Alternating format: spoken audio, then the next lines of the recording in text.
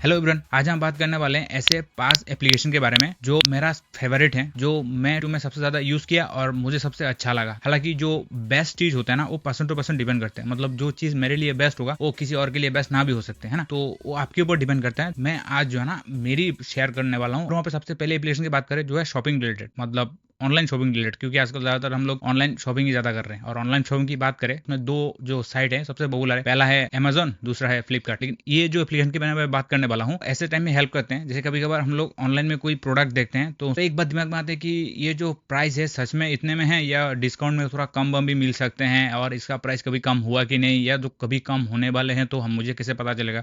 ये सब के बारे में मतलब थोड़ा डाउट लेते हैं। कभी कभार ऐसा भी होता है हम लोग प्रोडक्ट परचेस किए हैं, उसके बाद उसका प्राइस घट जाते हैं। तो इस कंफ्यूजन दूर करने के लिए जो मैं एप्लीकेशन की बात कर रहा हूँ वो है कीपा, जो पर्टिकुलरली अमेजोन में एप्लीकेबल है। उस ऐप की स्पेशलिटी की बात करें, जैसे कि प्रोडक्ट प्राइस होते हैं वो कब डिस्काउंट में आते हैं, उसका प्राइस कब घटा है, कितना घटे हैं, उसका लोएस्ट प्राइस कितना है, ऑफर में कब कब उसका प्राइस घटते हैं, इस सब के बारे में जो ट्रैक रिकॉर्ड है वो आप कीपा की मदद से चेकआउट कर सकते हैं। दो तरीके से कर सकते हो। पहले जो अमेजोन साइट में जाके प्रोडक्ट में सिलेक्ट करोगे तो वहाँ पे साइड में एक शेयर का बटन होता है, वहां से आप एप्लीकेशन डाउनलोड किए हो तो डायरेक्टली वहाँ पे शेयर बटन में दबाओगे तो वहाँ पे कीपा जो शो करेगा, क्लिक करोगे तो डायरेक्टली जो है ना प्रोडक्ट का डिटेल्स दिखा देगा कि कब प्राइस कैसा था, कब घटा था, कब ज्यादा हुए थे, है ना, बाकी सब उसका लोएस्ट प्राइस सबसे कम कितना हुआ था, कब लॉन्च हुए थे, है ना, ये सब के बारे में जो डिटेल्स हैं आपको वहां पे मिल जाएगा। और यहाँ पे और एक चीज ये है कि जो उसका प्रोडक्ट का जो ट्रैकिंग है वो आप अपडेट करा सकते हैं। मतलब इसका जो है ना जब कभी प्राइस वहां पे घट गया तो आपको नोटिफिकेशन के हिसाब से आपको भेज दिया जाएगा, जैसे कि फोन में नोटिफिकेशन आते हैं और भेज दिया जाएगा कि हाँ इस प्रोडक्ट का जो प्राइस है ना वो घट गया है पहले से। तो उसके लिए आपको कुछ नहीं करना होता है। आपका जो अमेजोन का जो अकाउंट होते हैं जिससे आप साइन इन किए वहां पर लॉग इन कर देना होता है। तो वहां से वहां पे जो ना एप्लीकेशन का जो नोटिफिकेशन एक्सेस होते हैं वो दे देना है, मतलब कीपा ऐप को। तो वहां से ना टाइम टू टाइम जो भी प्रोडक्ट आप सिलेक्ट करेंगे उसका जो प्राइस ड्रॉप हुआ या जो प्राइस का कुछ फ्लक्चुएशन हुआ तो वहां पे नोटिफिकेशन के हिसाब को अलर्ट मिल जाएगा, है ना। तो उस हिसाब से एक अच्छी चीज है, आप ट्राई करके देखना, या आप ट्राई किए हो तो नीचे कमेंट सेक्शन में बता सकते हैं उसका क्या एक्सपीरियंस है। हमारे लिस्ट में जो दूसरा है वो है मेरा फेवरेट भी कह सकते हैं, और जिसके वजह से स्पेशली मोटो के जो स्मार्टफोन होते हैं वो जाने जाते हैं, वो है जेस्चर फीचर। जैसे कि मोटो में एक फीचर होता है, जैसे कि चॉप चॉप करोगे तो फ्लैश लाइट जलती है, उसको चॉप चॉप करने से बंद हो जाती है, वहां पे ट्विस्ट करने के बाद कैमरा ओपन हो जाती है। जो प्रॉक्सिमिटी सेंसर और नॉर्मल जो जायरो सेंसर के साथ मिलके जो ना एक अच्छा खासा फंक्शन काम करते हैं। स्पेशली जो मैं जिसके लिए ज्यादा एक्साइटेड हूँ वो है फ्लैश लाइट, क्योंकि ज्यादातर स्मार्टफोन में क्या होता है फ्लैश लाइट ऑन करने के लिए ना आपको पहले तो वहाँ पे नोटिफिकेशन बार में जाना पड़ता है, ऊपर से वहाँ पे फ्लैश लाइट में क्लिक करना पड़ता है, उसके बाद जो है ना वहाँ पे फ्लैश लाइट ऑन होती है, और ऑफ करने के बाद भी सेम होते हैं। लेकिन कभी कभी जो रियलमी का जो स्मार्टफोन होता है उसमें एक अच्छी चीज, इसमें पावर बटन में एक बार क्लिक करोगे तो ऑटोमेटिकली जो है ना फ्लैश लाइट बंद हो जाता है। लेकिन जो लाइट ऑन करने का जो तरीका आता है ना वो सब कुछ में सेम होते हैं सिवाय मोटो के। इसलिए जो ना मुझे मोटो का स्मार्टफोन अच्छे लगते हैं। पहली बात तो है वो स्टॉक एंड्रॉइड आते हैं, मतलब पहला जो रीजन है मेरा बाई करने का। दूसरा जो रीजन है वो है जो ये वाला फीचर है जहाँ पे चॉप चॉप करने से फ्लैश लाइट जल जाती है। तो मतलब इमरजेंसी सिचुएशन में ऐसा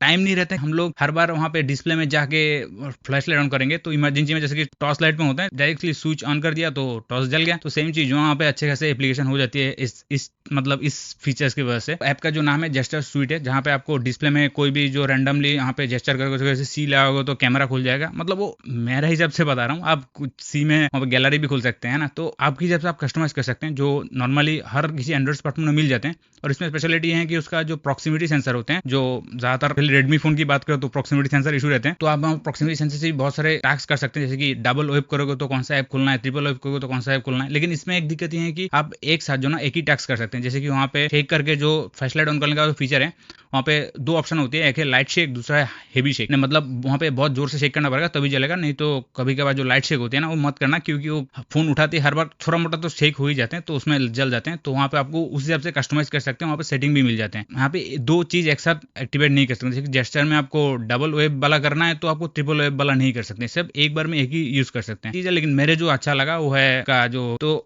वहाँ पे चॉप चॉप वाला जो फीचर है आप ट्राई कर सकते हैं। अब बताना आप यूज करके कैसा लगा। तो हमारे लिस्ट में जो तीसरा ऐप है, तो शॉपिंग में स्मार्टफोन खरीद लिया तो स्मार्टफोन का भी कस्टमाइज करते हैं। तो उसमें जो तीसरा जो मेरा फेवरेट है वो है वॉलपेपर, और एप्स का जो नाम है वॉल वाव। तो इस एप्लीकेशन का खासियत ये है कि हाँ जो नॉर्मली जो भी आप जो टॉपिक बेच होते हैं, जैसे कि एब्स्ट्रैक्ट हो गई, वहाँ पे गेम बेच हो गई, कार हो गई, बाइक हो गई, स्पोर्ट्स हो गई, सेलिब्रिटी हो गई, उन सबका तो आप वॉलपेपर मिल जाते हैं। लेकिन इसमें स्पेशलिटी है कि आप खुद से भी खुद का जो है कस्टमाइज वॉलपेपर सेट कर सकते हैं, जहाँ पे आपको बहुत सारे ऑप्शन मिल जाते हैं कस्टमाइज वाला। जैसे कि वहाँ पे वेक्टर का मिल जाते हैं, हैं, ग्रेडियंट का मिल जाते हैं, उसमें आपको वहाँ पे कोई आपका खुद ने वीडियो शूट किया है उसका आप वहाँ पे लाइव वॉलपेपर लगाना चाहते हैं वो भी लगा सकते हैं। बहुत सारा आप कस्टमाइज कर सकते हैं, तो कस्टमाइजेशन का ऑप्शन मिलता है ना। और इसमें आपको ऑर्डिनरी बहुत सारे मिल जाते हैं जहाँ पे आपको जो टेम्पररी बेस में होते हैं, जैसे कि एब्स्ट्रैक्ट हो गई, वहाँ पे एमुलेट के लिए ब्लैक थीम हो गई, एनिमल हो गई, नेचर हो गई, सेलिब्रिटी, स्पोर्ट्स, कार, बाइक्स, ये जो नॉर्मल चीजें है ना, इस सब का भी आपको वॉलपेपर मिल जाते हैं प्रीमेड। नहीं तो आप खुद भी जो ना आपको फोटो इंपोर्ट करके वहाँ पे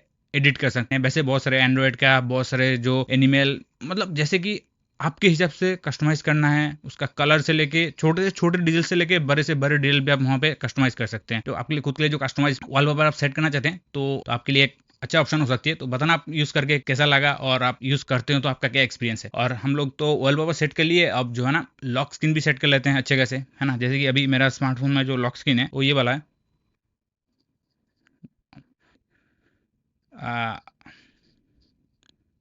यस, ये नथिंग वाला है, जो इसमें आपको बहुत सारे ऑप्शन मिल जाते हैं, जैसे कि मैं यहाँ पर वीडियो में दिखा रहा हूँ फिलहाल, मतलब ये हैं जो मैं खुद अभी यूज़ करता हूँ, है ना। तो आप चाहे तो आप बहुत सारे कस्टमाइज कर सकते हैं। और इसका जो ऐप्स का नाम है always on edge music lighting. Specially जो है ना एज में जो ना, जैसे कि म्यूजिक जब चलते हैं, जब आप गाना चलाओगे तो वहाँ पे बहुत सारे थीम एंड एलिवेशन, जैसे कि मैं इस वीडियो में दिखा रहा हूँ, आप पता चल रहा होगा, तो वहाँ पे बहुत सारे थीम एंड एनिमेशन होती है जहाँ पे आपको हर कोई चीज़ ना कस्टमाइज कर सकते हैं, उसके कलर से लेकर सब कुछ कर सकते हैं। लेकिन उसके लिए आपको प्रीमियम पे करना पड़ेगा, आई थिंक 399, मतलब 400 रुपये के आसपास मिलते हैं। अरे 1 रुपये तो ऐसे ही डिस्काउंट दे देते हैं कंपनी, मतलब अपनी तरफ से, है ना। तो वहाँ पे 400 रुपये का पे करोगे तो वहाँ पे फुल्ली कस्टमाइज कर सकते हो बाहर की। नहीं तो आप फुल्ली कस्टमाइज नहीं भी करना चाहो तो वहाँ पे आप नॉर्मली जो आप यूज़ करना चाहते हो तो अच्छे से अच्छा जो कवर स्क्रीन मिल जाते हैं, ऊपर से जो म्यूजिक के साथ अलग अलग एनिमेशन मिलते हैं, मतलब जो साइड से म्यूजिक बार्स आते हैं, चारों ओर से आते हैं, कुछ कुछ फीचर वहाँ पे आपको प्रीमियम में मिलते हैं। लेकिन स्पेशली इसका जो फेवरेट मुझे लगा वो है उसका लॉक स्क्रीन का जो ब्लैक एंड व्हाइट वाला जो थीम होता है ना, स्पेशली वो मोनोक्रोमेटिक जो थीम होते हैं वो बहुत अच्छे लगे। आप ट्राई करना और बताना आपको कैसा लगा, है ना। और स्पेशली जो कवर स्क्रीन में है ना, उसमें से 3 ही शायद जो कवर स्क्रीन है वो प्रीमियम है, नहीं तो बाकी सब तो फ्री में मिलते हैं। और जो म्यूजिक वाला जो लाइटिंग होते हैं उसमें भी बहुत सारे फ्री में मिल जाते हैं ट्रायल में, और नहीं तो बहुत सारे आपको वहाँ पे ज़्यादातर जो है ना आपको पेड में मिलते हैं, मतलब प्रीमियम में मिलते हैं। और हमारे लिस्ट में जो लास्ट है, नॉट द लिस्ट, ये जो एप्लीकेशन है ना जो लास्ट वाला, ये हर किसी ना किसी को तो, मतलब किसी न किसी ने, मतलब हर किसी को किसी न किसी काम में तो आ ही जाएगा। मतलब ये जो एप्लीकेशन है, इसके एप्लीकेशन के अंदर बहुत सारे एप्लीकेशन होते हैं। और जैसे कि हम लोग को, हालांकि एंड्रॉयड में आपको कैलकुलेटर मिल जाते हैं, लेकिन वहाँ पे बहुत सारे वेरिएशन होते हैं कैलकुलेशन, जैसे कि यूनिट कन्वर्टर होते हैं, जैसे यूनिट में बहुत सारे होते हैं, जैसे कि लिक्विड के लिए अलग होते हैं, एयर के लिए अलग होते हैं, साउंड्स के लिए अलग होते हैं। हर किसी जो ना जो कैलकुलेशन होते हैं वो अलग अलग हिसाब से होते हैं, तो उन लोग के लिए अलग अलग एप्लीकेशन की जरूरत पड़ती है।